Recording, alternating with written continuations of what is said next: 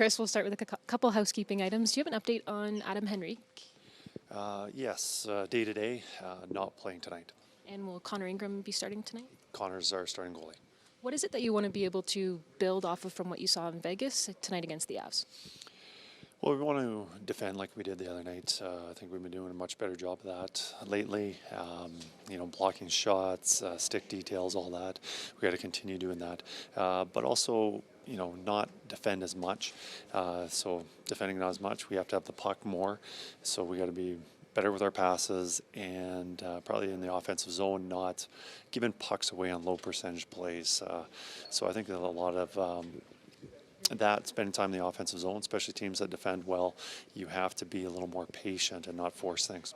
What have you seen from Jason Dickinson on the penalty kill? I know it's only been a couple games, but so far.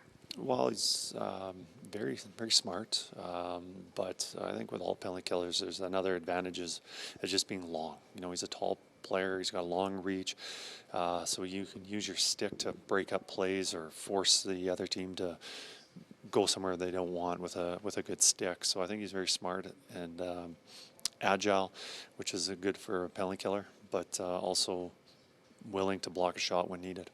With as good as Colorado is, what's the opportunity and the mindset for your team tonight?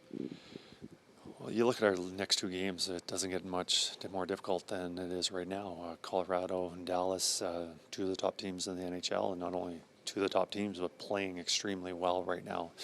Colorado tonight, where they are really good is the 5-on-5, obviously, is, just how much scoring depth they have. They've got some of the best offensive players, but throughout their lineup, they're very dangerous. And I think a lot of that starts with their defense, all six of them being able to move pucks and help contribute with their offense. Do you feel like with Dickinson, the goal is to be more of a four-line team now that you have a little more stability to your lines, or is that something you want to be? Is that something you want to do?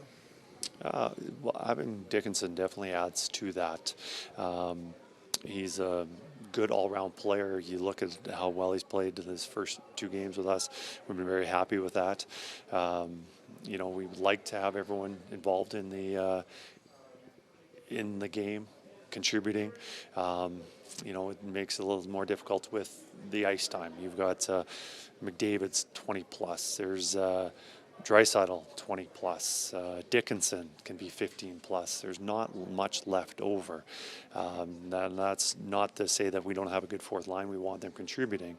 It's just tough for just having enough ice time to go around. Right. So is that sort of the nut that the head coach has to crack, or is there a solution here? Is there what do you think? What goes through your head when you're trying to sort that out? Well, that fourth line, obviously it would be easier if it was penalty kill responsibilities, but also, the amount of games we're playing, the intensity of our games right now down the stretch, we can reduce the ice time from some of our guys and give it to our fourth line when they deserve it. The other night they played really well, and that's what we expect from them. So we need them contributing like that, because going in the playoffs and even now, you need some physicality, you need some grittiness to your lineup. Yes, we have other guys to provide it, but those guys on the fourth line right now, that's part of their game too. I'm sure from a coaching perspective, it's a little more frustrating to try to coach your team against a guy like Nathan MacKinnon, but from maybe a fan of hockey perspective, how fun is it to watch that kind of head-to-head between MacKinnon and a guy like Connor McDavid? Yeah, it's very exciting, for the fans, for the players, and for the coaches to watch that. We got some of the best players playing tonight, whether it's, a couple pretty good defensemen and the forwards, Draisaitl, McKinnon, McDavid. So it's, it makes for good hockey. And, it's obviously as a coach on the other bench and you see the star power, you obviously have to make our players aware when they're on the ice and what they can do. You talked a little bit about how all 6D are pretty, high velocity, high power on Colorado's side, but they've added a lot of center depth as well. Has that been part of that conversation in prepping for a team like Colorado? Well, Colorado's been, best 5-on-5 team all season, and now they got even better with the additions that they made. So, it's obviously we're worried about the team, but for your pre-scout, it's usually this is their team identity, this is what they're good at, and just pointing out some of the tendencies of the top players. You mentioned the new additions. You know one of them pretty well, I think, Brett Kulak. Just what are the Avalanche getting with him? Very reliable. We saw him play some of his best hockey when the games were at the high stakes. He played really well for us playoffs for 2 years in a row.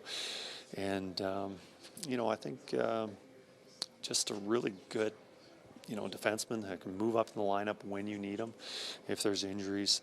Right now it looks like he's, a third pair guy, but, when chips are down, whether it's injuries or somebody's not playing well, you can rely on him stepping up. But with his game, very reliable, doesn't make many mistakes, but he defends really well because his skating is one of the better around the league.